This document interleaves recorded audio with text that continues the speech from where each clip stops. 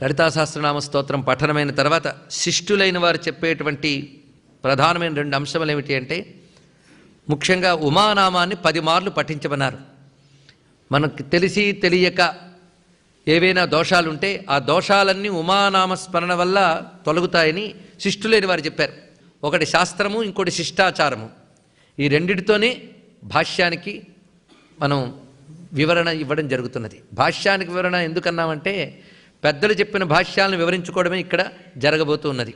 ఇలాంటి భవ్యమైన లలితా సహస్రనామ స్తోత్రానంతటిని చెప్పి మహానుభావుడు హయగ్రీవస్వామి అంటున్నారు, ఇచ్చేతన్ నామ సహస్రం కథితంతే ఘటోద్భవ రహస్యానాం రహస్యంచ లలితా ప్రీతిదాయకం.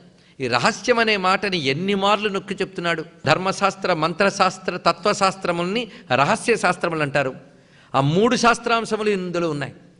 అనేక నామములు కేవలం ఉపాసకులైన